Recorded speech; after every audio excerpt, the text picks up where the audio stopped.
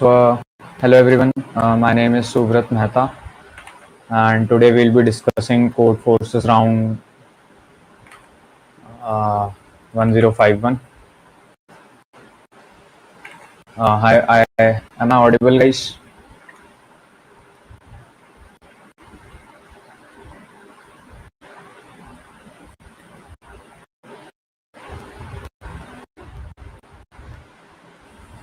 Hello, am I audible, guys?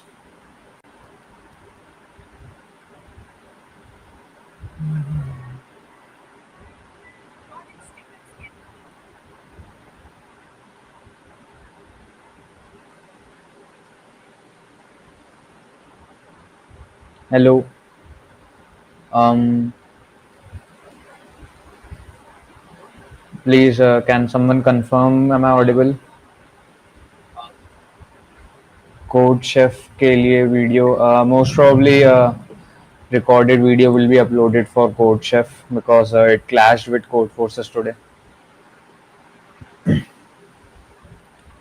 Okay, so let's start with the discussion.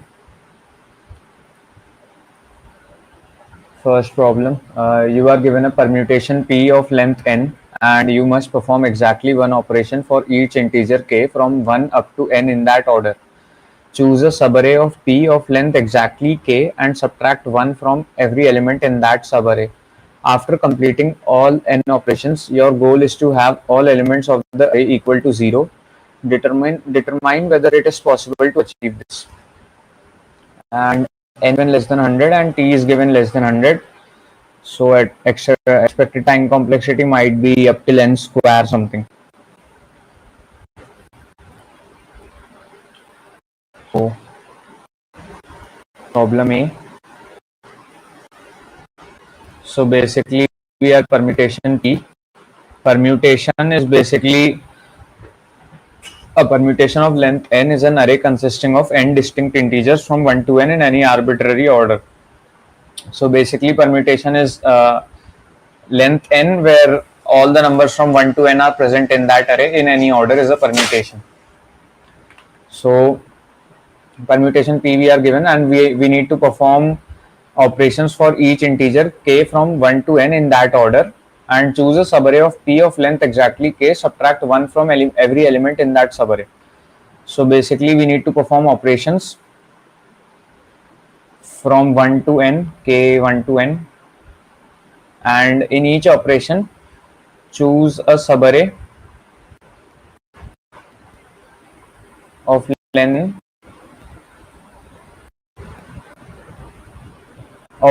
k and minus 1 from each element of that subarray.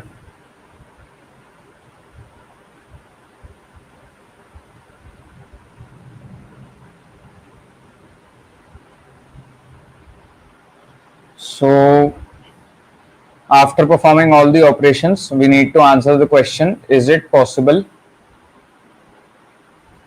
to make all the elements 0?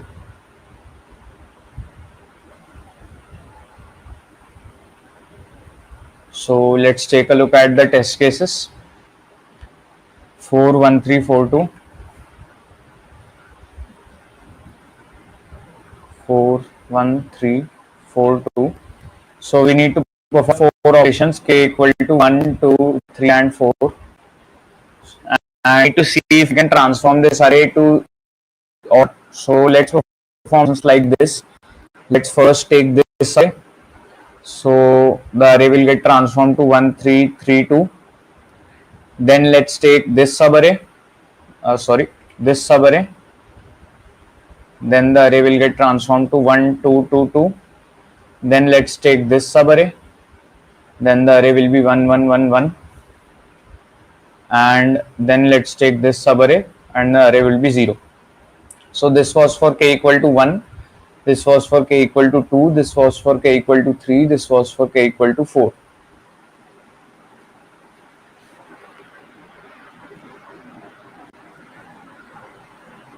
So basically we can perform one observation from this test case would be what we could have done is we could perform this operation first. Basically what, initially the array was 1 3 4 2, then it could have become 0 2 3 1 if I had performed the operation k equal to 4 first, and basically I can perform these operations in any order and it wouldn't matter. Next I can choose k equal to 1 and perform this operation since I performed on this subarray, so it will become 0 2 2 1. Then I can choose k equal to 2, it will perform on this subarray 0 1 1 1, and then equal to 3 and it will perform on this subarray.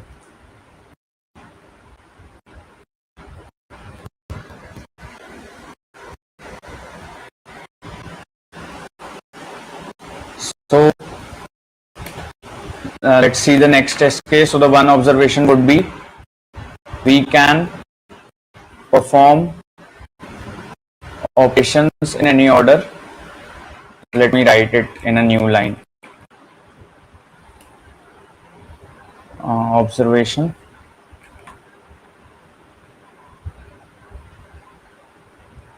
We can perform the operations in any order, and if we can make all the elements 0,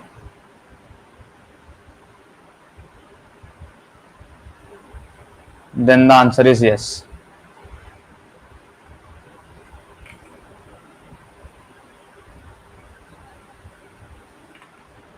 So let's take the next test case, 1 5 2 4 3.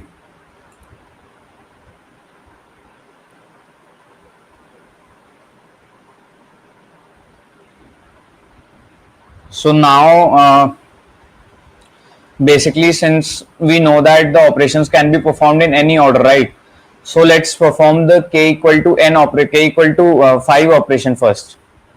Why? Because one element would be always after this operation would be set to 0, because there will be one element as 1a because it is a permutation, right? So let's perform the k equal to 5 operation first. So it will transform this array into 0 4 1 3 and 2. Let's perform the k equal to operation. Now obviously this is 0, we will have to perform k equal to 4 on this 0 3 0 2 1. Now we perform k equal to 3, and there are not any subarrays of size 3 which we can perform an operation on such that no element goes negative. So basically another observation would be if some element becomes 0,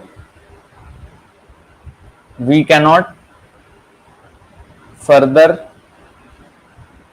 perform operations on that,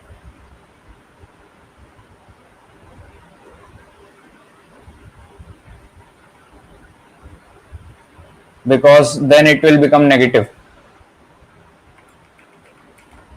So basically if some element becomes negative, then the final array cannot have all zeros, because the element's value can only decrease, right? So if some element becomes 0, we cannot perform further operations on that element. So basically this is another observation, and since these two elements became 0 for k equal to 3, we cannot further continue the process. So answer for this would be no. Next test case, 2 4 5 3 1. 2 4 3 1. Again let's perform the k equal to 5 first. The array will then become 1 3 4 0. Then we need to perform k equal to 4 operation, and the array will become 0 2 3 1 0, because we need to perform on this subarray. First we performed on this subarray, then k equal to 3, we need to perform on this subarray 0 1 2 0 0, then k equal to 2, this subarray 0 0 1 0 0, then k equal to 1, and it becomes all 0. So yes. So basically now we can kind of see the intuition of how this problem will be solved, because zeros are coming only in the starting and end. So let's try to take some arbitrary permutation. So P1, P2 till Pn, and let's perform the k equal to n operation first. So one of these must be 1, right? Pi must be equal to 1. So after this operation, what will happen is this array will get to P1, P2 till Pi minus 1, then a 0, and then Pi plus 1 till Pn. And now we need to perform the operation of k equal to ns1. So either of these subarrays must have a size greater than minus 1. And for any of these two subarray to have a size greater than equal to n minus 1, here we already have one element, right? So if this subarray has size s1 and this subarray has size s2, so s1 plus 1 plus s2 must be equal to n, right? Because total elements is n. So s1 plus s2 will be equal to n minus 1, and one of the subarrays must have at least n minus 1 positive elements, so that we can perform this operation. So basically now either s1 equal to n minus 1 or s2 equal to n minus 1. So one of these two cases must hold. Only then we will be able to perform the k equal to n minus 1 operation. And now we can similarly say that for the subsequent operations as well. Basically, since after the first operation the array must look like this or this. One of these two cases must be after the first operation, and we can simply remove this 0 and remove this 0, and now we can just check whether this is valid array or not. So we will now again perform k equal to n minus 1, and again similarly like the last case, the element pi equal to 1 cannot be somewhere in between. There must be an element with pi equal to 1, because in the first permutation the element with value 2 will become the element with value 1 in this case. So there will be an element with pi equal to 1, and it cannot be in anywhere between. It must be in the starting or in the end. So again from these two, 4 cases will arrive. The array either will become 0 0 p3 till pn, or it will become 0 p1 p2 till pn minus 2, and then 0 and pn minus 1 and then 0, or it will become p1 p2 till pn minus 2 0 0. So one of these 3 cases. So basically the array must be like this. One must be in the beginning or in the end. So let's say that the array consists of 1 2 3 4 5 6 7 elements, so n equal to 7. So one must be either in either of these two places. So let's say it is in this place. Now 2 must be in either of these two places. So let's say it is this place, and 3 must be in either of these two places. So let's say it is in this place, and the array must always look like this for the answer to be true. So to check whether an array follows this pattern or not, what we can do is basically we can through pointers, L pointing to this element and R pointing to this element, and let's set some current value as 1, and if equal to 1, actually if A of L is equal to 1, then we simply increment L. Else if A of R was equal to 1, actually equal to current, then we basically R minus minus, and if both of them were not equal to 1, then we simply, the answer would be no. And if like this we reach till cur equal to n plus 1, then the answer would be yes, because all elements from 1 to n were basically following this property, that they were in the starting or in the end. So this was the solution for question 1. This can be implemented in O of n, and the pseudocode is would be like this. I'll show you the code as well. So basically I take the input vector v, Then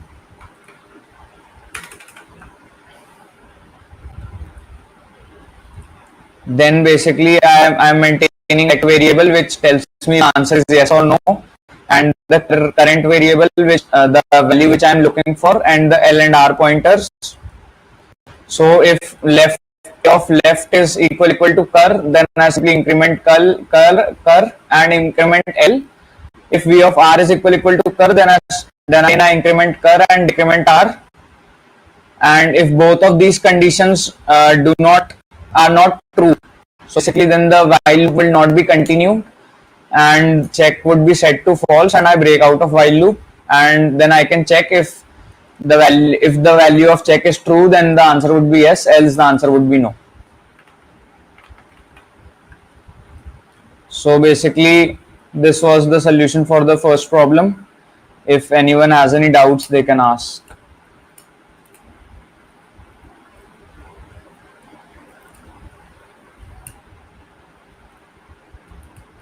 Use two pointers by expanding from the largest element index.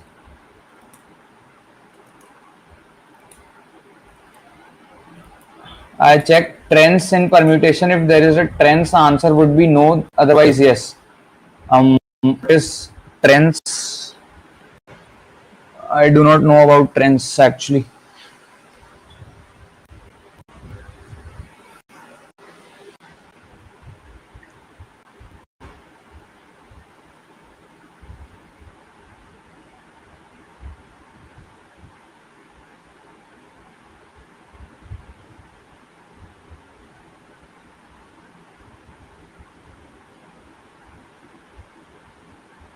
Used DQ.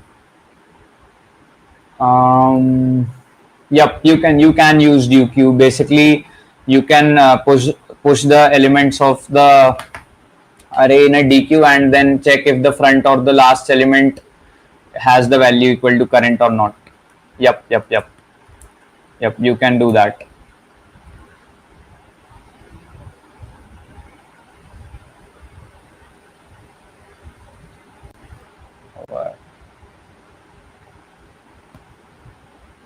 Through AI is less than AI plus 1 and AI is less than AI minus 1 condition.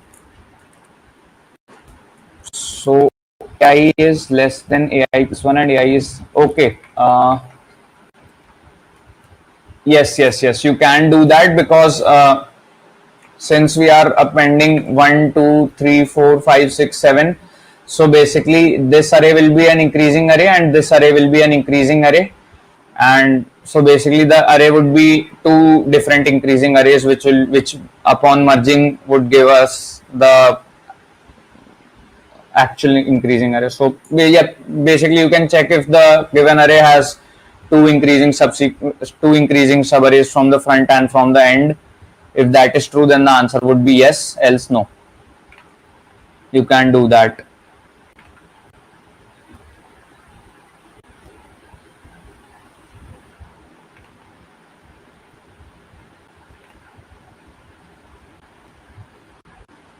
So because of this, because of the array being two increasing arrays from the front and from the back, so AI will always be at either greater than AI minus 1 or AI will be greater than AI plus 1. At least one of these two conditions would be always true, since AI can be part of this array or it can be part of this array. So if that condition does not follow, then you can say that the answer is no or yes. You can check for that. How would you rank today's contest? Today's contest was quite good. It had good problems. I enjoyed D. Not a lot of submission during contest time. I don't know the reason for that. Basically, it's Div 2 and masters cannot participate in Div 2, so less participation maybe. I don't know. So let's move on to next problem. CodeChef PCD would be uploaded in the morning.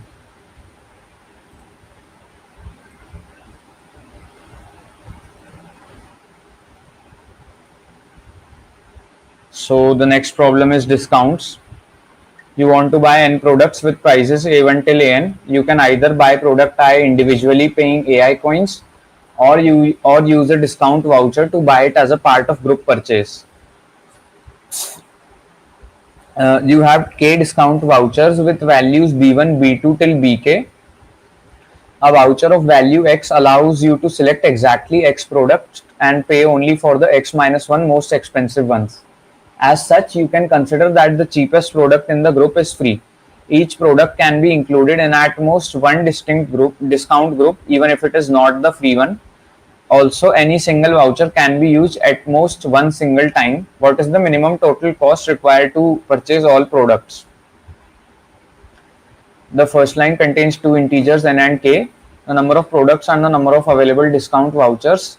The second line contains n integers, the prices of the products. The third line contains k integers, the value of discount vouchers.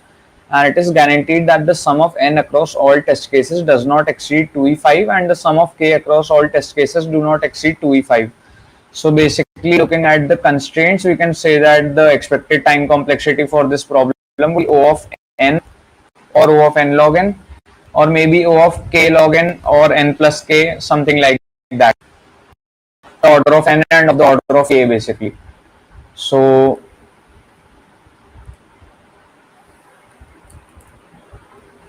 problem B, basically we have n items and k discount vouchers.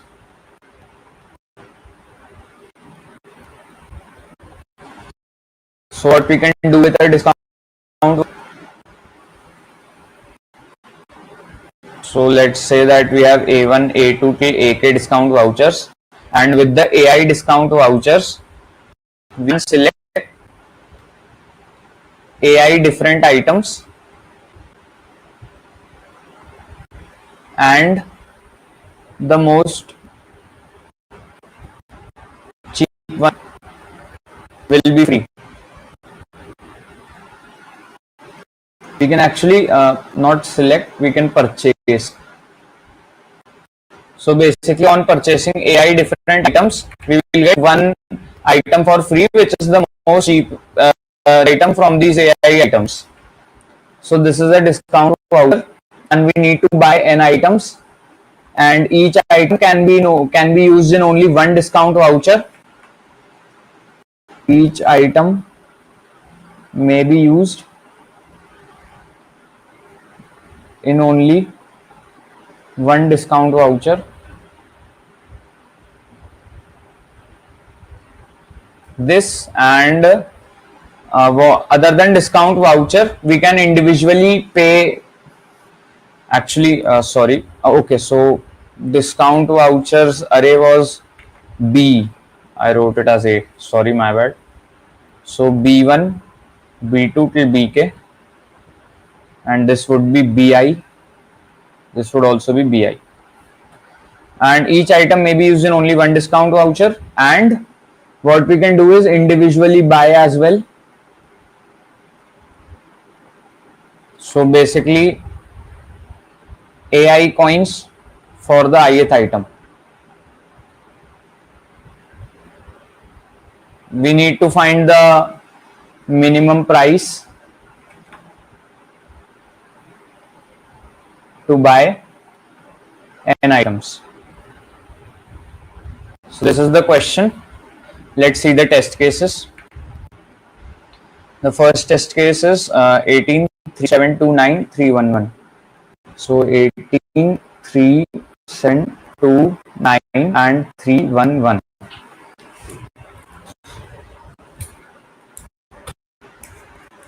So now we have, obviously we will try to use discount vouchers as we can. So basically, since minimum total cost, we will obviously use as many discount vouchers as we can, right?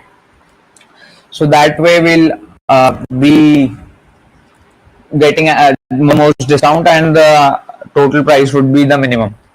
So let's try to use these discount vouchers. So to find the most optimal answer, obviously we will try to get the expensive items for free, right? We will obviously try to get the expensive items for free so that the total cost is reduced. And in each discount vouchers, the most cheap item gets we get the most cheap item for free.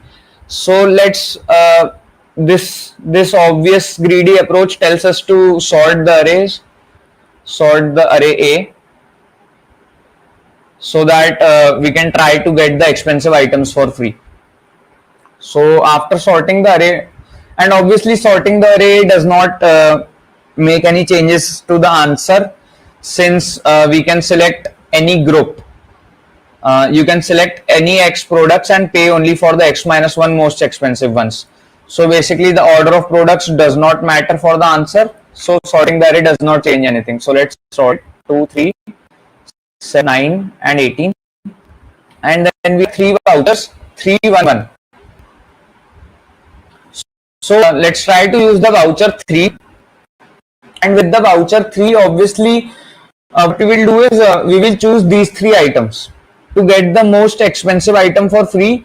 So basically 7 will be the most expensive item that we can get for free if we select these 3 items. In any other selection of 3 items, we will not get we will get some value less than 7 for free. So if we take these 3, we will get 7, and then we use the voucher 1.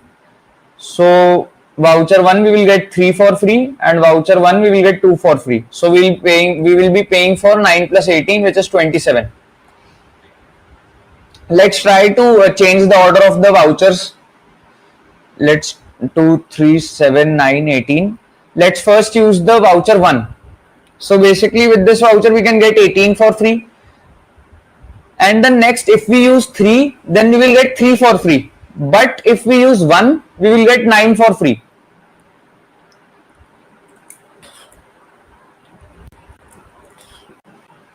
And then we can use the 3 voucher to get 2 for free. So basically it was better for us to use 1 voucher first, because using the vouchers we got the more expensive items for free.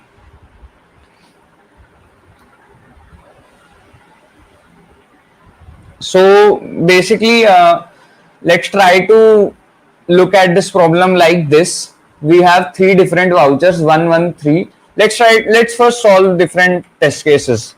We will get more intuition towards the problem. So 1, 2, 6, 3, 3, 4 and 5.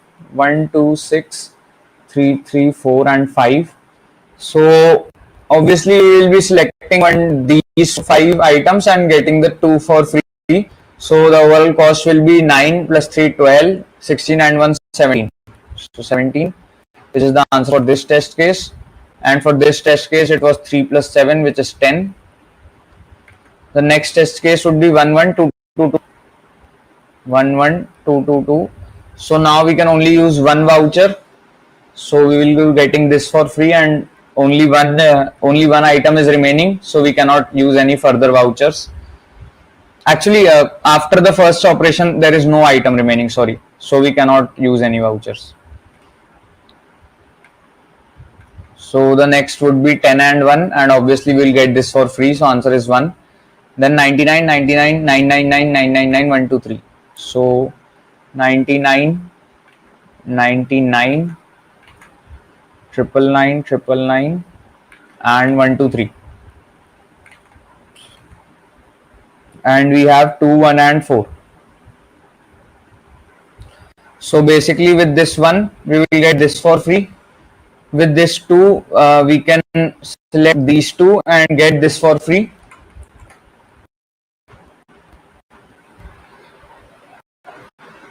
And about this and this, we cannot perform this operation. So the overall answer would be 99 plus 99 plus 99, 999. So that would be 1200 minus 3, which is 1197.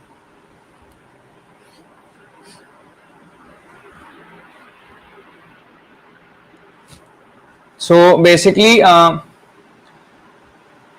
let's try to look at the problem in a different way based on what we observed from the test cases. So first of all, we let's say that we have sorted the array.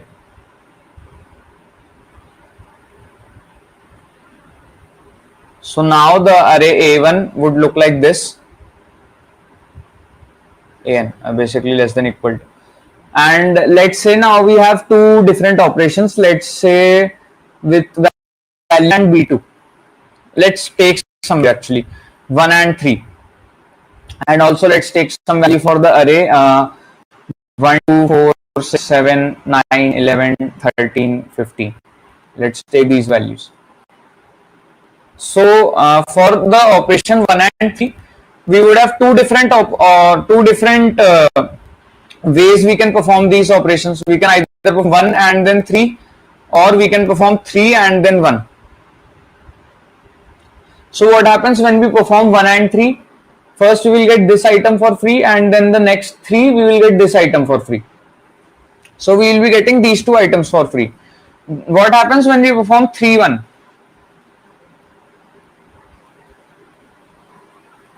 So first we perform 3, we will get this item for free, and then we will get this item for free. So basically performing 3, 1 was bad for us. Because what happened was, first we got the third item for free, and then we got the fourth item for free. Basically a prefix sum of this. And here also, first we got the first item for free, then we got the fourth item for free. In the reverse order, this would be first item, this would be fourth item, and this would be third, and this would be fourth. So we got the third item for free and fourth item for free, and here we got the fourth item for free and the first item for free. So similarly, if we have a case of where values are B1, B2 till Bk, we will be getting the B1th item for free, then B1 plus B2th item for free, then B1 plus B2 plus B3 item for free, and so till B, I equal to 1 to k. So basically, to get the most expensive items for free, we need to minimize these values, right? So that we can get the most expensive items from back. So for us to minimize these items, so basically the smallest sum for any I values, we can sort the array and then prefix sum. So after sorting the array, these values would be the smallest that are possible. So if we have some array like 2, 3, 4, 2, 5, 1, 4. So basically we will then perform the operations in the order 1, 2, 4 and 5. So that we get the first, third, sixth and ninth element for free. So, and this would be the smallest value of B1, B1 plus B2, B1 plus B2 plus B3, because the ith element will consist of the sum of the smallest I elements, and that would be the smallest possible value for the ith. So be sorting the array and doing operations in this order would give us the best possible answer. So let's try this on some test case. Let's take this test case only, 18, 3, 7, 2, 9. 18, 3, 7, 2, 9, and we have operations 3, 1, 1. So first we will sort array. It will look like 2, 3, 7, 9 and 18. Then we will sort array B 1, 1, 3. So the first element, the second element and the fifth element. So we will get 2 plus 9 plus 18 for free, and we will be only paying for 3 plus 7. So 10. So this is the answer for this test case. And now let's how can we implement this? The one obvious way to implement this is just sorting the array B and sorting the array A and taking these indices and just summing these indices and subtracting that sum from the total. That would be our answer. I implemented it a little differently as I was in a hurry, so I'll show you guys how I implemented. So basically first sort A and then sort B. and then I am going through the all different operations. So basically a loop of A, I'm going through all the operations in B, and ask basically the element in A that I'm currently at. So if it was my A 183729, it will look like 237918 after sorting, and this would be my R initially. And now since the element in B is 1, so I will move R by 1, and this would be my new R. Then again the element in B is 1, so I'll move R by 1, and this would be my new R. Then the element in B is 3, so I'll move the R by 3. So this will be my new R. This will be my new R. And each time, 1 and each once,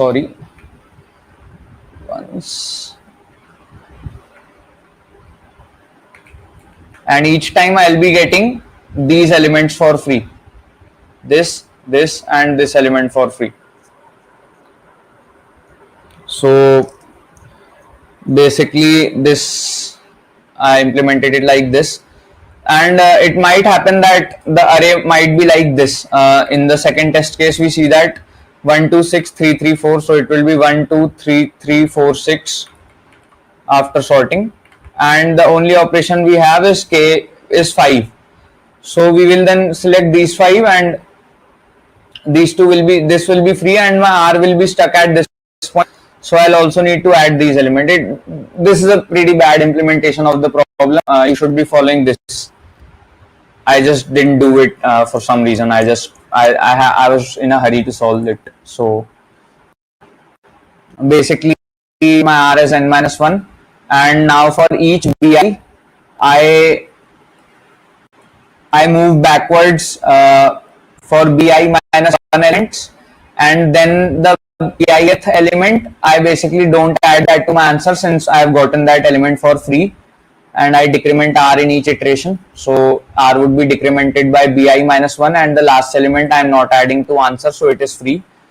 And if bi is greater than equal to R, so that means I now cannot take I now cannot form the group with the value bi. Basically that means, let's say my array was 1 2 3 4, and I have the operation of 10. So basically I cannot select 10 elements, right? So I cannot perform this operation. So if I cannot perform the operation, I will simply buy the element individually and decrement R. And let's say after I perform all the operations, there are still some elements that I haven't bought, so I'll just add their values to R and add their values to answer and decrement the value of R. So that will be my answer. So this was problem B. If you guys have any doubts, you can ask.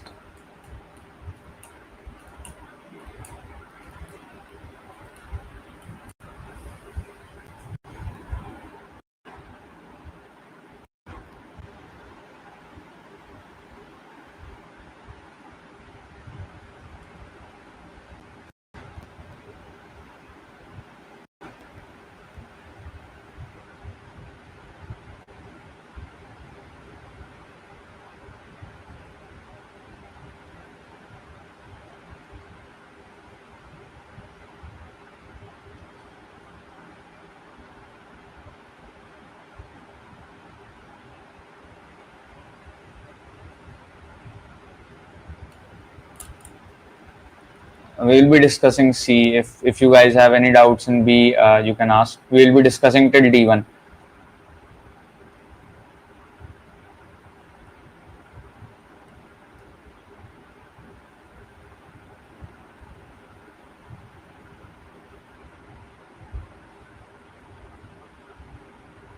Okay, so I think you guys don't have any doubts.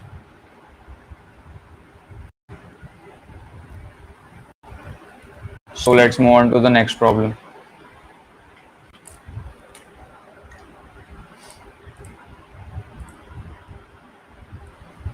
So problem C. You are given a tree consisting of n vertices. numbered from 1 to n. Each of the n minus 1 edges is associated with two non-negative integers x and y. Consider a permutation p of the integers 1 through n, where pi represents the value assigned to vertex I, and for an edge u comma v such that u is less than v with associated values x and y, its contribution is defined as follows: x if pu is greater than pv and y otherwise. So the value of the permutation is the sum of the contributions from all edges. Your task is to find any permutation p that maximizes this total value. So problem C. So basically we are given some edges u comma v, and for each edge there are two values associated with it, x and y, and the contribution of this edge is defined as x if pu, also u is less than v, u is less than v, pu is greater than pv, then x and otherwise. And basically p is a permutation.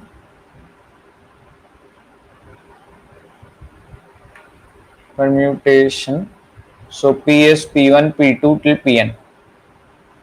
So if pu is greater than pv, then the value of this edge is x contribution, and y otherwise, and we need to find the permutation p corresponding to minimum possible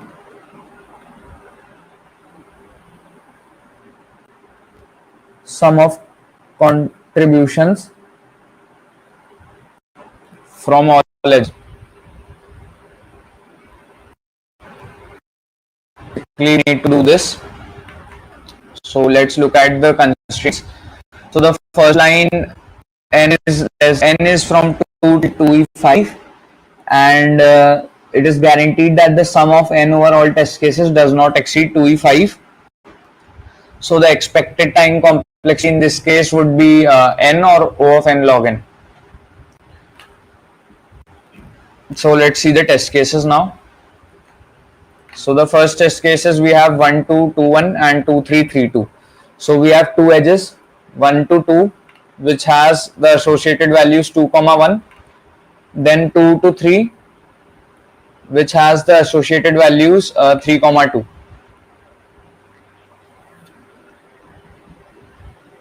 So basically let me just draw it like this only: 2 to 3, 3 comma 2. So now we need to minimize the total contribution, right? And we need to find the permutation P2, P3 corresponding to. So let's take a look at the first 1 to 2, which has the 2 and 1 x and y. So basically, if P1 is less than P2, then we will have a contribution of 2, and if P1 is greater than P2, did I say that right? If Pu is greater than Pv, so if P1 is greater than, if P1 is less than P2, then we will have a contribution of 1, and if P1 is greater than P2, then we will have a contribution of 2. So this is preferable. This is more preferable, right? That P1 is less than P2. So we will try to follow this condition, and then let's take a look at this edge. So if P2 is less than P3, then we will have a value, and if P2 is greater than P3, then we will have a value of if 2 is less than P3, then we have a value of 2, and if P2 is greater than P3, then we have a value of 3. So again, this condition would be preferable. The edge cost in this case is 2 and edge cost in this case was 1, as compared to 2 and 3, 1 and 2 are smaller. So basically the minimum cost that we will get will be following these two conditions: P1 is less than P2 and P2 is less than P3. So obviously the permutation would be 1 2 3, and this would be our answer. So 1, 2, 3. Did I? Okay, sorry. Your task is to find the permutation that maximizes this total value. I am sorry. Responding to the maximum possible.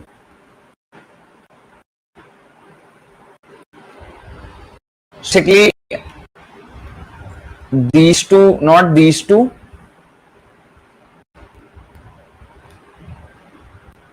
but these two conditions should be followed. Since the values are higher in these two conditions. So P1 must be greater than P2 and P2 must be greater than P3. So the array would look like 3, 2, 1. I'm sorry. So that will be the test case 1. Let's look at the test case 2. We have 4 edges, 1, 2, 1, 3. So 2, 1, 3. Let's just draw it as a 1, 2, 1, 3. Then 1, 5, 2, 1. Then 2, 4, 5, 7, and then 2, 3, 1, 100. So basically, for this edge, we will prefer that P2 is greater than P1 since the cost will be 3. For this edge, we will prefer that P1 is greater than P5 since the cost is 2. For this edge, we will prefer that P4 is greater than P2, so the cost is 7. And for this edge, you will prefer that P3 is greater than P2 since the cost is 100. This will be greater than this and this. So 2, 1, 4, 3. That's right. So manage to create a permutation that follows these 4 conditions, then I know that my answer would be the maximum possible value. So let's take a look at the P2 greater than P1, then P1 greater than P5,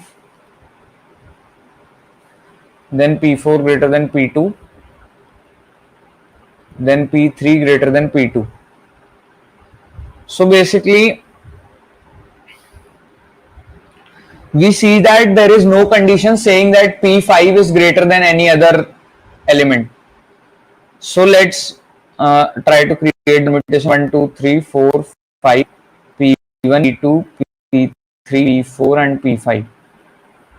So we don't see any condition where P5 is greater than any other element. So let's mark P5 as 1. And now obviously all the elements would be greater than P5. So this condition, let's just remove it. We know that P1 would always be greater than this is a permutation only. So next we see that P2 is greater than P1, P4 is greater than P2, and P3 greater than P2. So P3 is greater than P2 and 2 is greater than P1, but P4 is greater than P2. So we don't see any condition where P4 is smaller than any number. Right, P4 is greater than P2 we have here, but there is no condition which says P4 is smaller than any number. So let's just mark P4 as 5. So now this condition would be true. And then we have these 3 conditions. So we can just do P3 is greater than P2 is greater than P1, right? So 3, 2 and 1. Sorry, we have 2, 3 and 4 left, right? So 4, 3 and 2. So we have 2, 3. Actually, another possible correct answer is P is equal to 2, 3, 4, 5, 1. So 2, 3, 4, 5, 1. So basically, we have a graph. We are given a tree, which basically gives us certain conditions, and we need to find a permutation that follows these conditions, right? So let's take a look at how these conditions act. Basically, what we observed in this test case, it helped us to solve actually the fact that P4 is not smaller than any element, and similarly we had another fact that P5 is not greater than any element.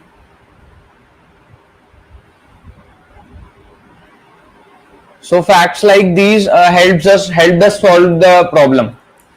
Basically, let's again try to solve this to create the permutation following these four conditions, and let's try to make use of this observation, because we need to find certain algorithm, right? We cannot think like a human in a computer. So let's try to follow some fact and see if we get anywhere. So we observed that these facts helped us solve, right? So let's see what we can do with these facts. So let's again take this case only, P2 greater than P1, then P1 greater than P5, P4 greater than P2 and P3 greater than P2.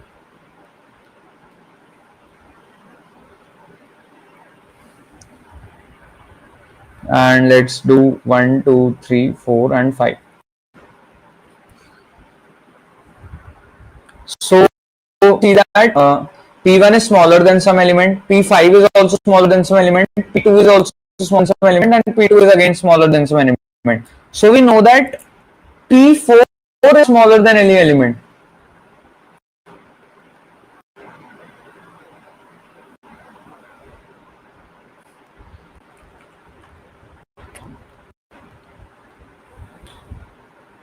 So basically we can do P4 as 5. We can give the value of P4 as 5. And now since we gave the value of P4 as 5, we can safely remove this condition, because P4 will always be greater than P2 since it is 5.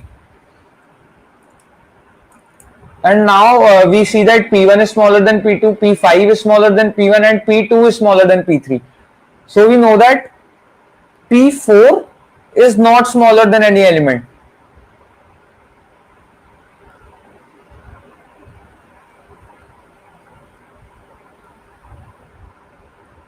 P4 and actually since P3 as well. P4 we have already given the value 5, and now after removing this condition also, so we see that P3 is also not smaller than any element. So we give the value P3 as 4, and now P3 would obviously be greater than P2, so we can remove this condition. So we see that 1 and 5 are smaller than P2 and P1, and 4 we have already set. So P2 and P3 are not smaller than any element.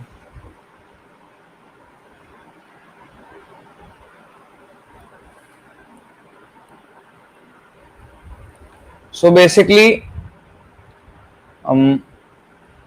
P3 we have already marked.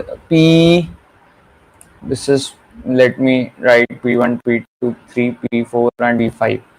So we see that only okay, P2, P3 we have already set, right? So P2 is not smaller than any element, then what we can do is give it the value 3.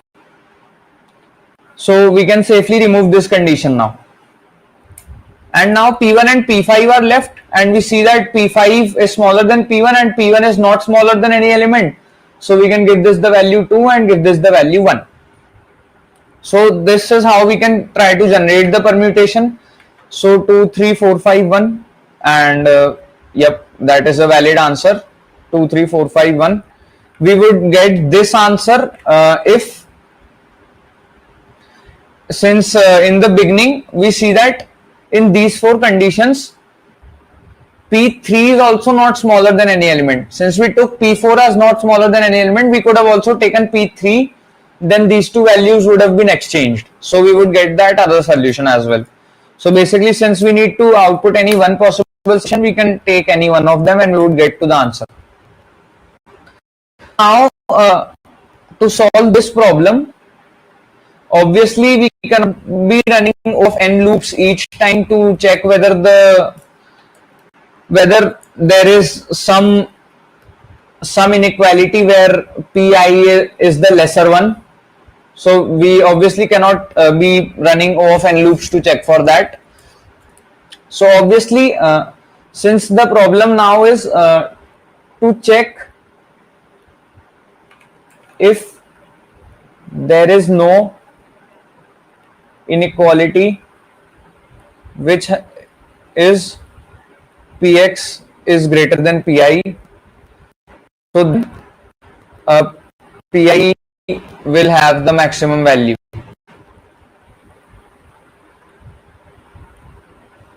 Possible. Since it is a permutation, then we are writing possible.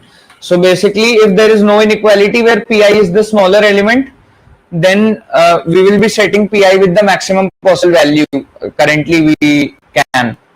So we can model this as a graph problem, since we are checking if there is some corresponding to pi or not. So we can try to model this as a graph problem. So let's see where we get from this approach. So let me again write these conditions: P2 greater than P1, P1 greater than P5, P2 greater than P1, P1 greater than P5, P4 greater than P3, P2, P4 greater than P3. Then, so basically what we can do is we know that 1 is smaller than 2 and then 1 is also larger than 5. So 1 is larger than 5. And then 4 is larger than 2. 4 is larger than 2. And 3 is also larger than 2. So 3 is also larger than 2.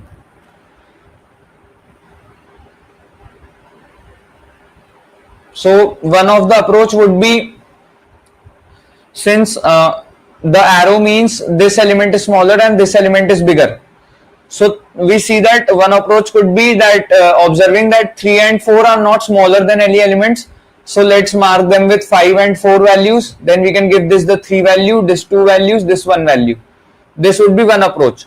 Basically, what we are doing is, since looking at this graph, we know that 3 and 4 are not smaller than any other numbers. So we can give the value 4 and we can give the value 5 and we can delete these edges. So after we delete these edges, we see 2 is now not smaller than any number. So we can give this the value 3 and delete this edge. And after this, we give 1 the value of 2 and we delete this edge and give this the value of 1. So our permutation would look like 2, 3, 4, 5, 1, which is the correct answer. 2, 3, 4, 5, 1. And another approach that we can follow is, we can look at the fact that 5 is not greater than any element. So 5 is not greater than any element, then we can give this the value 1 and remove this edge. Then again, now 1 is not greater than any element, so we can give this the value 2 and delete this edge. Now 2 is not greater than any element, so we can give this the value 3 and delete these 2 edges. Now we can just give 4 and 5 and this would be our answer, and we would now, by a very similar process, arrive at the answer 2, 3, 4, 5, 1, which is exactly the same as what we ended up last time. So basically we can follow any of the two process. And how can we implement this? This is a very common problem and this can be implemented in O of n, and I'll show you guys how to do it. So basically we will run a BFS and multi-source BFS, actually multi-source BFS, and in that multi-source BFS, initially our sources will be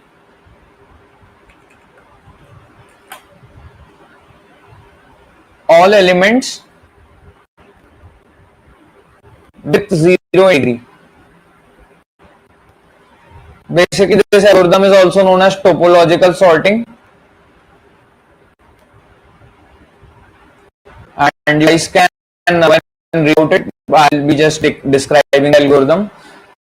So multi-source BFS, and sources will be all elements not exactly multi-source BFS, a type of multi-source BFS. Okay, not exactly multi-source BFS. Sources with all elements with 0 in degree, and in these the number of edges that are connected and directed towards that edge. So currently this has a 0 in degree, this has 1, this has 1, and this also 1. So currently this would be the case, and all sources will be elements with 0 in degree. So initially sources, actually let me just name this as Q because that is what's used in BFS. So Q would contain the element 5. And so in BFS what we have is while Q not empty, while not Q dot empty, we get the first value in the Q. So basically node equal to Q dot front, and we pop it, and Q dot pop. And then for all the childs in the graph of node, what we do is, now here we generally, if the child is visited, we continue.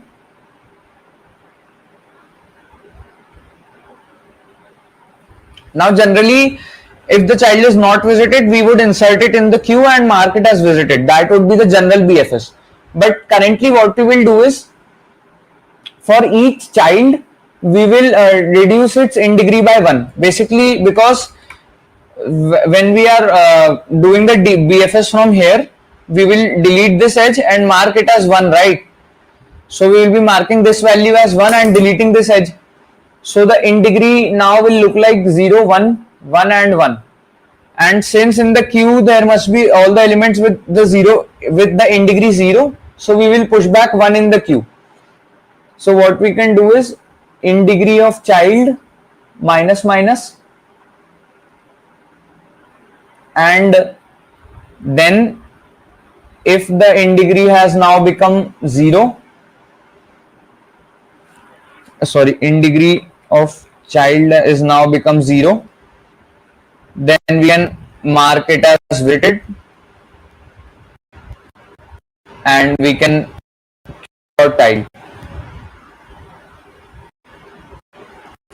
So basically the algorithm, what this will do is, first it will have 5 in the queue, and then it will remove the edges from 5 and the in degrees. So now 1, since 1 has the 0 degree, will get added in the, and then this edge will be removed. The in degrees will look like this, and now this edge, these two edges will be removed and the in degree would look like this. So any of those two can be inserted first, and depending that they will get the value 4, 5 or 5. So this is what we will do, and that's how we will generate the permutation. So I'll show you guys the code. So initially I take input u, v and x, y. So if x is less than y, then I create the edge from u to v, or if x was greater than y, then I create the edge from v to u. Basically these are the conditions that we need to follow to get the maximum answer. So, and also I increase the in degree of v plus plus and in degree of u plus plus. So, and initially the queue will have all the nodes with in degree as 0, and I mark them as visited. And then this is my answer permutation, and CT is the current number. So while Q is not empty, what I'll do is I'll get the node, and then at that value of node I will put the value of CT and increase the value of CT, and then Q dot pop. And for all the childs of G node, I can decrease the in degree of that child, and if the in degree now becomes 0, I can push Q dot push child and viz of child equal to 1. So let me take another graph to show this example very clearly. So let's make this graph, and this and this. So that is enough. 4, 3, 1, 2, 6, 1, 2, 3, 4, 5, 6. So 1, 2, 3, 4. So basically these two don't have any in degree, so this will get, so firstly so initially let me write 0 in degree, 0 in degree, 2, 1, 1, 1. So what will happen is, first I will set the value of this node as 1 and delete this edge, and now the in degrees will be updated, this 2 will become 1, but this node will not be pushed into the queue yet because the in degree is not 0 yet. It has to be greater than the value of 3. So first I will set value of 3 as 2, and then this in degree will be updated to 0. And now 1 will be inserted inside the queue, and these two edges will be removed, and it will get the value of 3, and these two will become 0 now.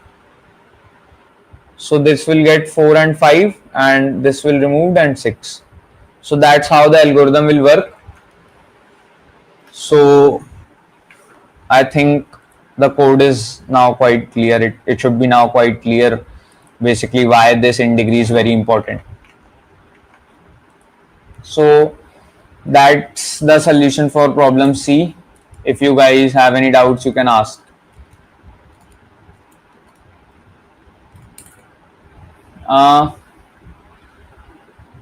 Can these inequality be contradictory and we have to select one possible inequality to get maximum and end up reversing the other to get maximum possible? So basically you are saying that if, let's take the example for if these conditions can be contradictory or not. So if these conditions are contradictory, then the sequence should look like this: P1 is less than P2, P2 must be less than P3, then P3 must be less than P4, and then let's say that P4 is less than P1. So basically P2 was greater than P1 and P3 was greater than P, and P4 was than P3. So P4 must be greater than P1, right? But I have got another condition that P4 is less than P. So basically now my graph would look like this. So what happens in this? Actually, this case can never happen.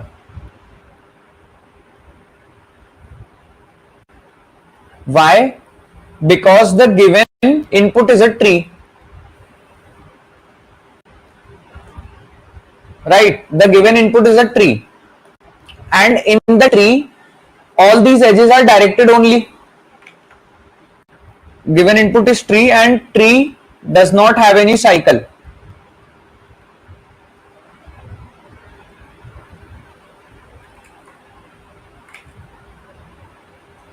And basically what we are doing is we are making a directed graph using these edges. We are using 1, 2, 1, 5, 2, 4, 2, 3 and making a directed graph out of these. So basically if the undirected version didn't have any cycles, then the directed graph is also sure to not have any cycle. And if there is no cycle, then this type of case will never happen, and we will always be able to follow this process to get the best answer. Basically, if there is no cycle, then that means that there will always be one element with 0 in degree. So is it now clear, Divyam?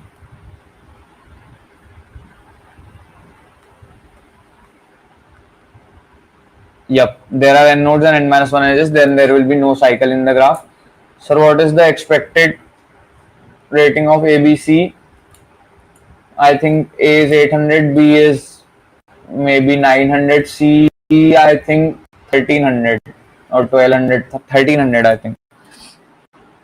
So that was for C.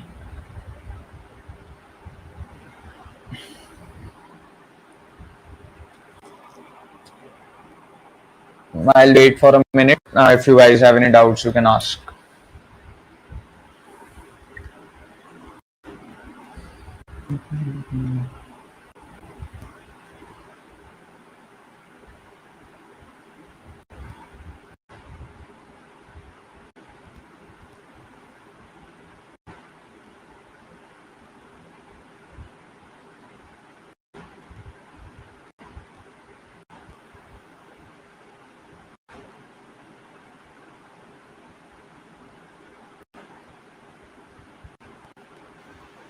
I have solved the first three questions.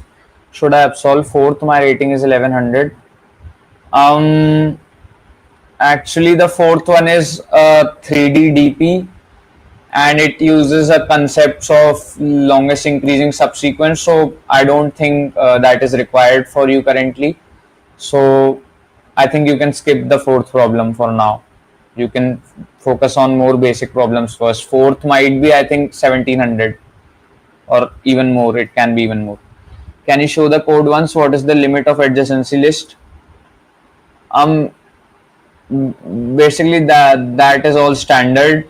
Constant n is 2e5 plus 1.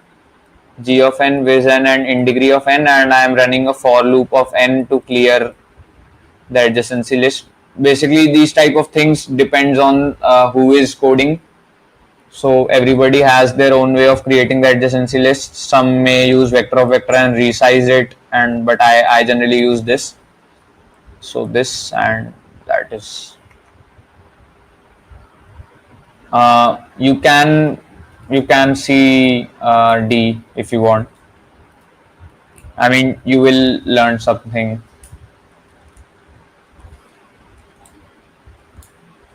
But generally learning DP is generally solving DP is would not be your concern right now if you are 1100, because solving the easier questions would still get you a good plus. So you should focus more on easier topics currently, not jumping on the hard ones. So okay, I think you guys don't have any more doubts. So let's move on to the next problem.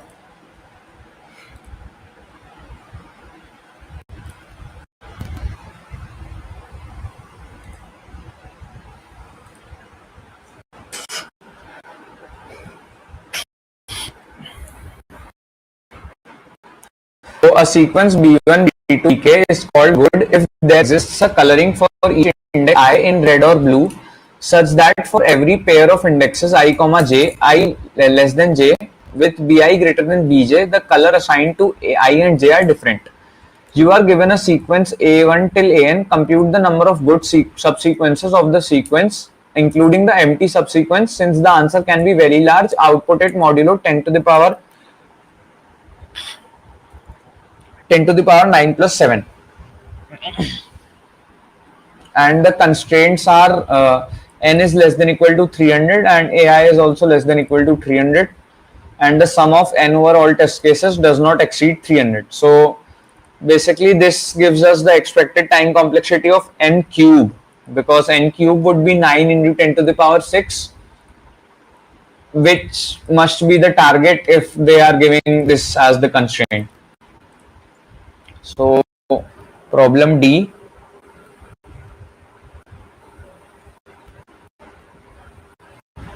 Problem D1 actually.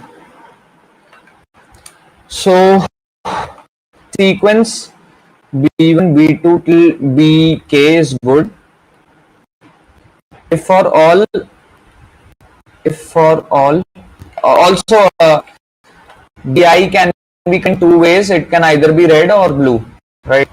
In red or blue. So it can either be red or blue, and the coloring must be like this: if I is less than j and bi is greater than bj,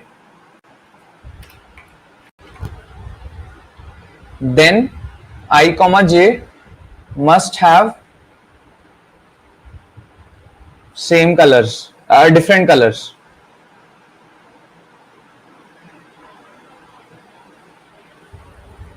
So if following this property, we can create a suitable distribution of colors for the array B, then we say that this is a good subsequence. Good sequence actually. And now we are given a sequence A. Given a sequence A, count number of subsequences of A that are good. So basically we need to find all the subsequences that we can give a occurring of that follows this property. So let's talk about the constraints a little for now. Constraints, we see that first of all there are two important words in this problem. We need to first work with subsequences, and the constraints we given are n is less than equal to 300 and ai is also less than equal to 300, and expected time complexity is O of n cube.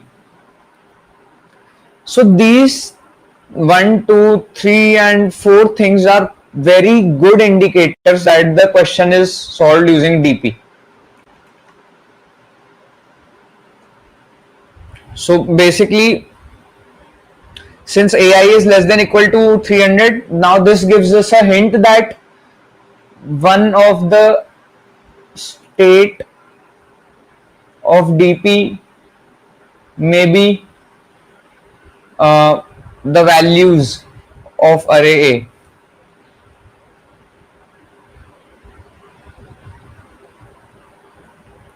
And since the expected time complexity of n cube, that also tells us that either the DP might look like it has 3 states with all going till n and a constant number of transitions or something like that. So this tells us a lot about what can be the states and what can be the transitions. And since we are working with subsequences, DP is very useful.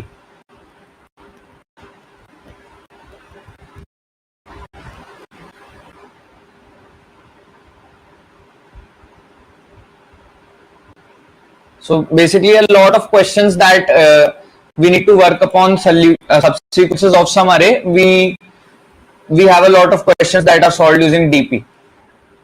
There are some questions not solved and they work on subsequences. One of them is you check out this question. It is quite nice question. The concepts from this question are used a lot, but a lot of the questions based on subsequences used. So let's try to understand how can we, because solving the test cases in this problem might not be a very good thing, because you will be just writing a lot of different subsequences and then checking if the subsequences are valid or not, or that is a lot of brute force and you will probably not learn anything. Just take these hints from the question and intuitively try to solve. Right. So the first very obvious DP approaches are that breaking down the problem into subarrays. So basically, let's say that the first state of the DP is I. We don't know the other states or how many states are there. Let's just say that the first state of the DP is I. Now what this is, very standard, most of you must know why I am taking the first state of the DP as I, as now basically this means that if this was the array, I is equal to, this was 0 till n, so DP of I comma something will be storing the answer for this array, some specific parameter also. So we will be storing the answer for this array in DP of I. So let's now try to look at the test cases with keeping in mind that we are using this kind of DP to solve. We are trying to use this kind of DP to solve the problem. So let's look at the test case now. So first test case is 4231. Also, before checking out the test case, let's first understand these conditions a little better. So we are said that if I is less than j and bi is greater than bj, then I and j must have different colors. right? So the intuition of what I am about to say, I got it from this second test case, 7612332. 7612332. So basically, the first element is 7, right? And so all the elements in front of it that are smaller than it must have different colors, right? So if I choose this element, or if I choose this element, or if I choose this element, or if I choose this element and this element, all of them will have a different color than 7, right? 6 also. All of these elements will have a different color than 7. Now what about 6? For 6 also, all of these elements will have a different color than 6. So I see that if I take 7 and 6 in my subsequence, then I cannot take any of these elements. Since 7 and 1 will have a different color, 6 and 1 will have a different color, and 7 and 6 also will have a different color. But we don't have 3 different colors, we only have 2 colors. So we cannot take 7, 6 and 1 in the same subsequence, or 7, 6 and 2 in the same subsequence, because then this problem will be created that we have only 2 colors but we need 3 colors minimum. So mathematically better way to say this problem is, there cannot be 3 elements A, B, C in an array in the subsequence.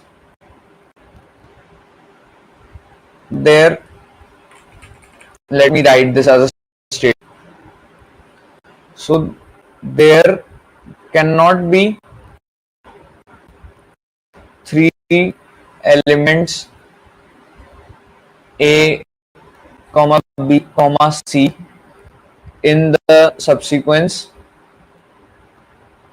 in that order, with the values A is less than B and B is less than C. So first of all, let me explain what my statement exactly is. So let's say I have, for some subsequence, I am checking whether it is a good subsequence or not. So let's say it has 1, 2, 3, 4, 5, 6, 7, 8 elements. So A, B, C in this particular order cannot be a part of subsequence if A is less than B and B is less than C. So let's say that A, B and C exist in this subsequence in exactly this order, and A is less than B and B is less than C. So if they follow this condition, what will happen? If A is less than B, so basically I is okay. So I, J, K. So BI would be just a second. The condition is BI is greater than BJ. Okay. So my bad. Not this condition. A greater than B greater than C cannot exist. Sorry. So what will happen? A would be greater than BJ and BJ would be greater than BK, right? So color of BI, color of I would not be equal to color of J, which will not be equal to color of K, and color of I is also not equal to color of K. So basically these 3 equations that we get tell us that color of I is not equal to color of J and it is not equal to color of K. So we need to have 3 minimum colors,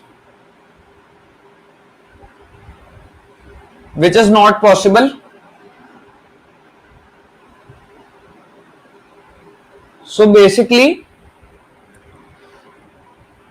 and if there is no such pair of no such ABCs that exist in the subsequence in this order and have these values, then there always will exist a particular color distribution, because there will not exist any condition like this which will lead us to have a minimum of 3 colors. So basically we have now updated our definition of the sequence. We are saying that if there does not exist three elements in the order A, B, C in the sequence with values A is greater than B is greater than C, then it is a good subsequence. Then it is a good sequence. So basically, if there does not exist some three elements like this, then the sequence will be good, because let me explain this why. If this is not true, then always we will have a valid distribution. Now this might get a little complicated for some of you, but you can also get that conclusion just from this statement only, because if there are no three elements that A is greater than B is greater than, so there will not be any case where CA is not equal to CB and CB, basically CA is not equal to CB and CB is not equal to CC color, basically this C is color.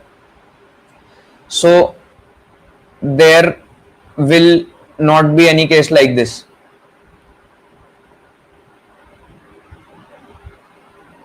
And if there is not any case like this, then that means the sequence is good. Also, to understand this a little better, we can also go into bipartite graphs and stuff, but we will not be doing that because those are pretty advanced topics. So basically for now, this is good enough. So there will not be any case where CA is not equal to CB is not equal to CC, then the sequence is good only, right? So basically now we need to count the number of subsequences which do not have three elements that are in decreasing order. So let's now try to use the DP that we observed from the question constraints and this observation that we got from looking at the property that we need to follow and the second test case. Let's now try to build towards the solution from these two intuitions that we got from the question. So let's take the first test 2, 3, 1. So now I need to know the answer of this whole array, right? Let's say I fix my first element as 4 in the sequence that I am in the number of sequence that I am counting. I am counting the number of sequences that do include the first element, 0th element actually. So I include this 4 in my answer, and now I need to count the number of valid subsequences. So currently then the answer for the number of subsequences that start with 4 would be the number of subsequences in the array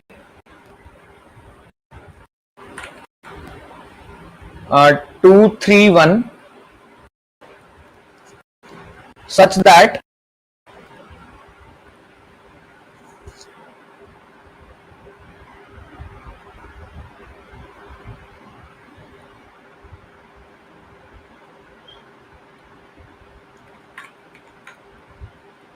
there is no, first of all, there is no three elements like A greater than B greater than C.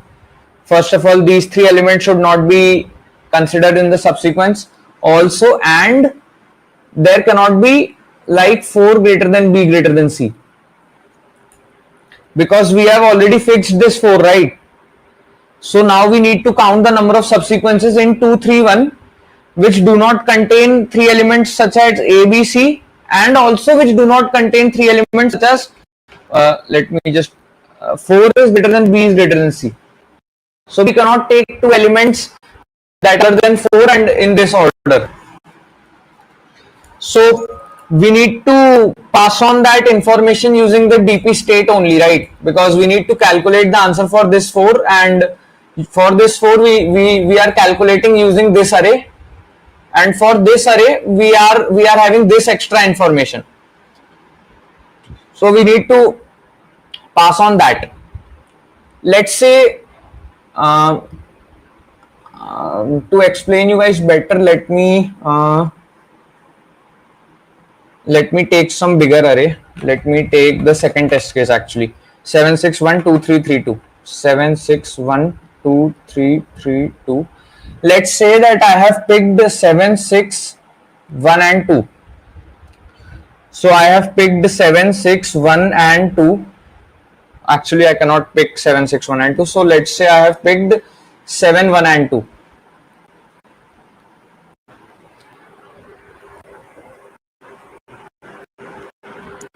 So let's say I have picked 7, 1 and 2, and now I need to count the number of valid subsequences in this array that I can extend this array with. So let's say I have 7, 1 and 2. Now to count the number of valid sequences in this array, two important things I need to know. Now this concept is from LIS actually, and those of you who have the intuition of LIS would by now have figured this out, but let me write this. Two important things I need to know is highest number actually, and how do I write it?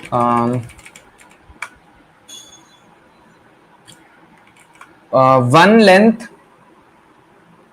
LIS ending with highest number possible,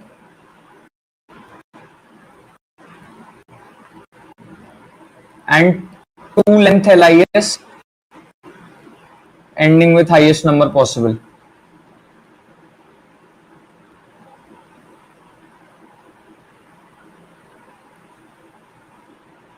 So basically, why these two things are important? First of all, let's just calculate these two things. So one length LIS ending with highest number possible would be 7. So 7, and the two length LIS ending with highest number possible would be 7 LIS, actually not LIS, LDS, let's say that LDS, longest decreasing subsequence. So basically there are two decreasing subsequences here, either 7, 1 or 7, 2. But since we need the LDS ending with the highest number possible, we will take this as 2. Now why we are taking LDS with the highest number possible? Because now we know that there exists a subsequence of 2 elements, that is 7 and 2, which is a decreasing subsequence. So basically we cannot take any element from which extends the subsequence. So if let's say there was 1 here, so we cannot choose now 1 in our answer, because that would be extending this subsequence, and that would give 3 elements in this order which are decreasing. So we cannot include this one then. So basically that is why it is very important to know that the length 2 LIS with the highest number ending. So why highest number possible, ending with highest number possible? Because choosing 7, 1 is not optimal. Because if we choose 7, 1, then we can extend this with 1, right? 7, 1, 1 will not be following this property. So it is fine to choose 7, 1 and then 1. But with 7, 2, 1 is not possible.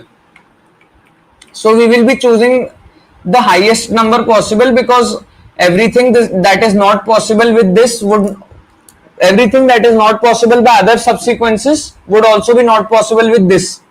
So basically everything that is not possible with 7, 1 would also be not possible with 7, 2. So we are taking like the corner case. So 7, 2 is important, and from 7, 2 only knowing about 2 is important. So now we know that from these two numbers, from 2 tells us we already have an LIS, LDS which ends with 2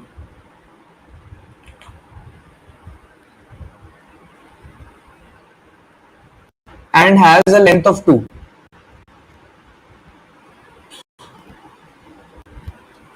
Since we know about making LDS, we need to know about length 2 LDS. And 7 tells us that we already have LDS of length 1 with value 7. So what we can do is, if we have already selected 7, 1 and 2, then the answer for the number of subsequences starting with 7, 1 and 2 would be dp of 0, 1, 2, 3, 4, 5, 6. So dp of 4, 7, 2. So basically this is counting the number of subsequences starting from the 4th index, such that I have already selected 7. I already have a LDS of length 1 with 7 and a LDS of length 2 with 2. So basically these two are separate things. Say if I have selected elements in this or 7, 2, then still 2 LDS will be ending 2, and but the 1 length LDS will be ending with an 8. So the state would look like this, but currently in our example we don't have this 8, so 712 only is there. So this would be dp of 4, 7, 2. Now how will we update this dp? Let's see that. So we need to calculate dp of 4, 7, 2, where the array is 332 with this as 4, 5 and 6. So what we can do is, we can either take the 4th element,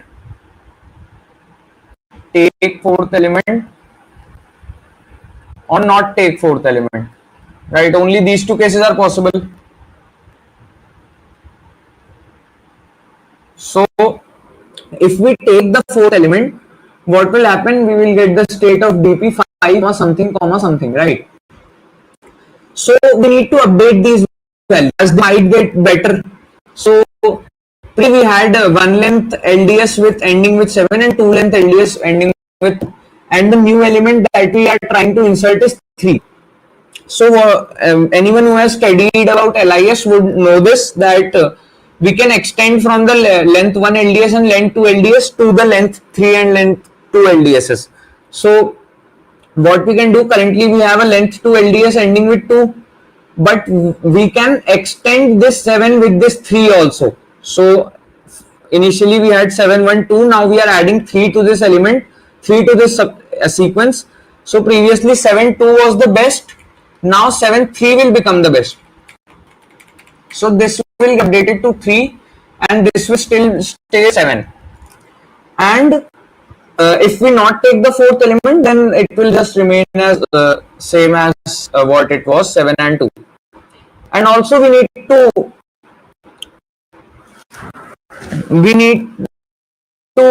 very important condition, one very important condition is, if the current element AI is less than the 2 length value of the state, then the answer will be 0 of take. Because now if we take the AI element, then since we already had a 2 length LDS ending with a value of whatever the state was, we cannot extend it with AI. Because let's just take some example. Let's say we already had 7, 1, 2, and now the next element we are trying to add is 1. So if we take this 1 and insert it here, we already had a LDS of 7 and 2 which was ending with 2. So we can extend this 2 with this 1. So we will get this subsequence 7, 2, 1, which is like this, and this should not be present in our sequence. So basically if AI is less than 2 length, we need to turn 0. We cannot take this element. So now I think you guys must have understood the transitions. So let's formally describe. So the DP will look like I, one length, two length, and answer would be first simply not taking the ith element.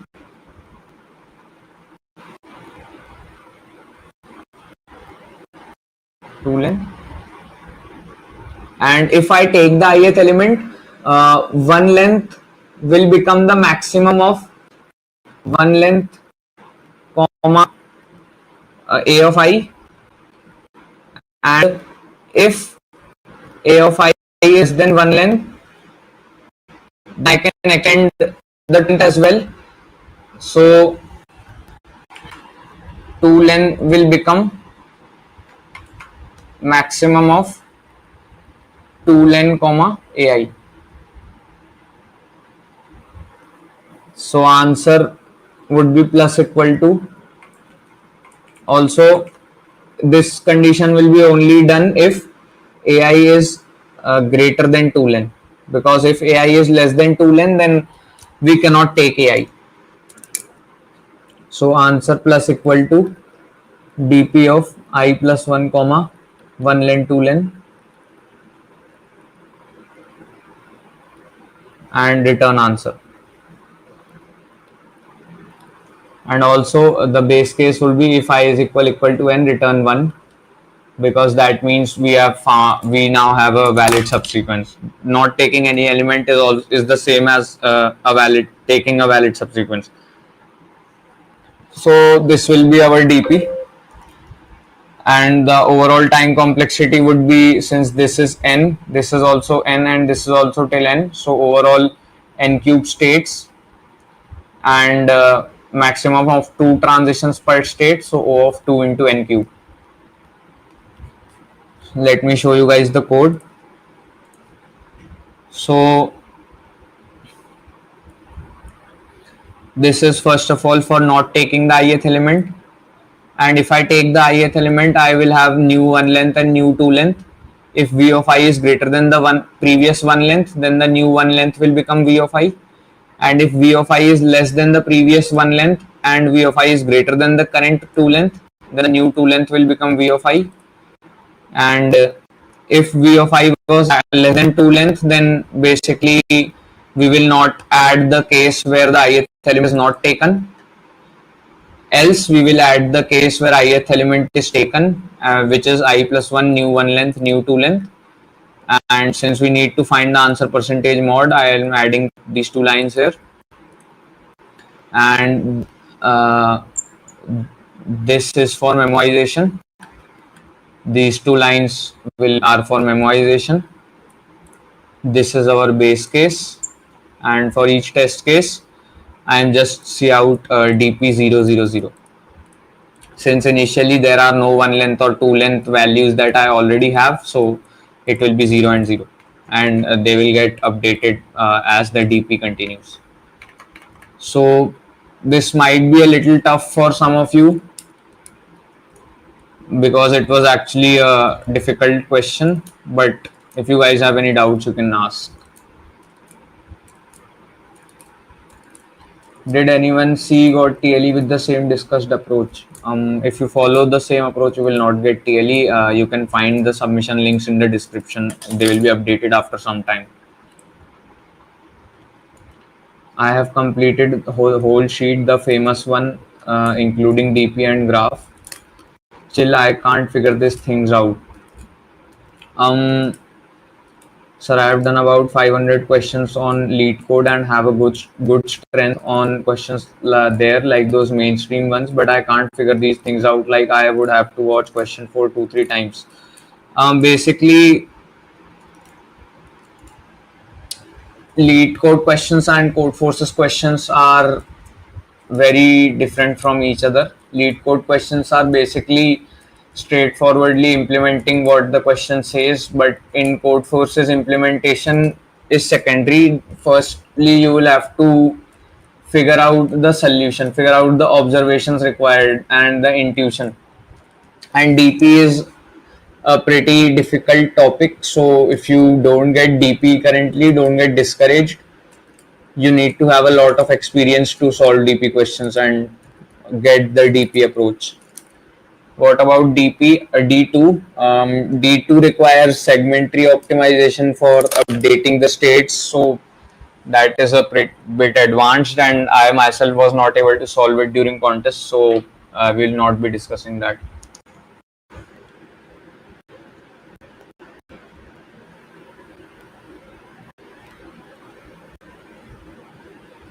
You'll slowly build the intuition of how DP questions are solved and how to look for what are the states and what would be the transitions. So don't get discouraged. You'll get better.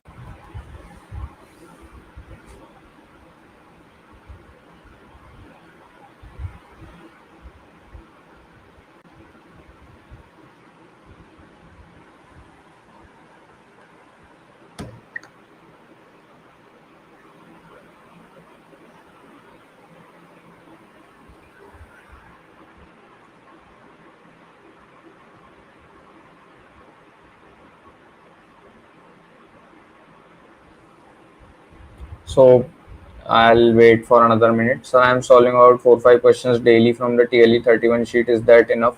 I currently have a rating of 1200. So if you have a rating of 1200, my suggestion is that don't focus on DP right now. You should only focus on DP after you are about 1500. I think even then you should only focus on the easier questions of DP. So basically, for now, just solve questions till 1300 or 1400 maximum. And DP is generally not in that range. So basically, you don't want to go into DP. You don't want to solve problems on DP currently. Just focus on greedy questions, binary search, prefix sums, all that currently, and build some basic logic. So solving 4-5 questions daily from the TLE sheet is good enough. I think you will get slowly better. Just before watching the solutions, before watching the solutions, you should try those questions on your own and just be content that I cannot further solve this question by myself. Only then watch the solution. But can one reach 1500 without solving div to $T questions? What's the expected rating of ABC D1? D1 I think 1700 or maybe more. ABC would be, A would be 800, B would be I think 900 or 1000, and C would be 1200 I think, 1300 maybe. So yes, you can definitely reach 1500 without solving the fourth question. You don't need fourth question. If it is a very easy div 2, then you need the fourth question, because let's look at the standings. If you look at the standings, you can see that only 1700 people solved D. So you can basically have a rank of 1700 if you only solve the first 3 problems. See, you can have a rank of 1600 as well just by solving the 3 problems. So basically you can get out of 1500. You can even reach expert by solving just 3 problems, and in one of the contests you can maybe solve D, but regularly solving C will get you till expert in an average div 2, because C you can easily get a rank of 2000. You can easily get a rank of 2000 just by solving the first 3 problems. So fourth is not necessary to get till 1500 until and unless it's an easy contest. Today's contest was a little unbalanced because 5,600 people solved C and only 1,700 solved D. So it was quite unbalanced.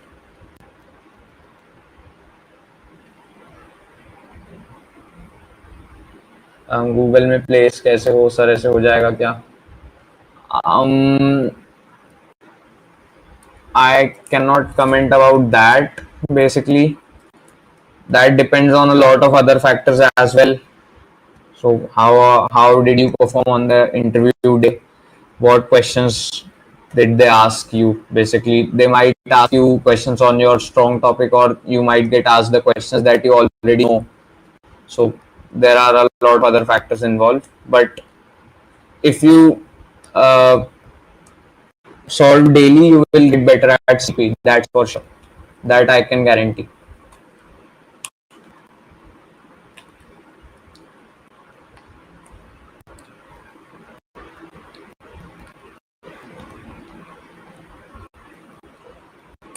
So I think you guys don't have any further doubts. So let's end the discussion here. Okay. Thank you guys.